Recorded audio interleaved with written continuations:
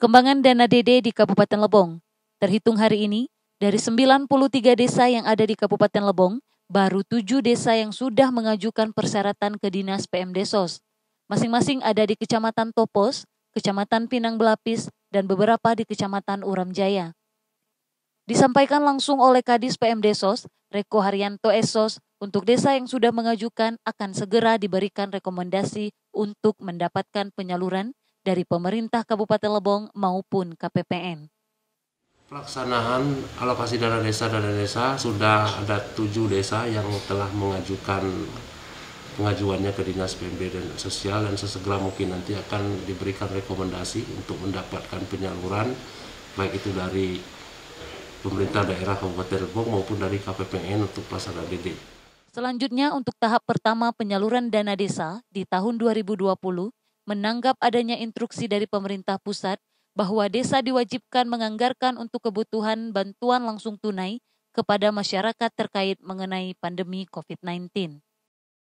Untuk di tahun periode atau tahap pertama penyaluran DD-ADD di tahun 2020 ini sesuai dengan instruksi dari pemerintah pusat, desa diwajibkan untuk menganggarkan dana desanya untuk kebutuhan bantuan langsung tunai yang diberikan kepada masyarakat terkait mengenai pandemi COVID-19 ini. Jadi harapan kami pastikan bahwa masing-masing desa di Kabupaten Lebong dengan menggunakan dana desa harus menganggarkan bantuan langsung tunai yang diberikan kepada masyarakat berdasarkan hasil musyawarah desa yang dihadiri seluruh tokoh masyarakat dengan batasan-batasan tertentu. Pertama, dana desa yang sampai dengan 800.000, desa bisa menganggarkan maksimal sebanyak 30% dari DD. Kemudian antara 800.000 dengan 1,2 miliar, desa bisa menganggarkan paling banyak 30% dari jumlah DD. Kemudian 1,2 miliar ke atas itu sebanyak 35%. Artinya ini adalah salah satu peran masing-masing baik pemerintah pusat, provinsi dan pemerintah kabupaten termasuk desa di dalam rangka membantu masyarakat kita yang terdampak COVID-19 ini. Terkhusus di Kabupaten Lebong, kami harapkan untuk bersabar.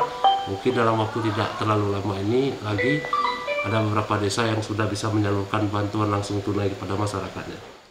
Kemudian Kadis juga menghimbau kepada pemerintah desa untuk segera mungkin memproses pengajuan dan juga mengharapkan kepada camat-camat untuk memfasilitasi desa untuk memproses pengajuan.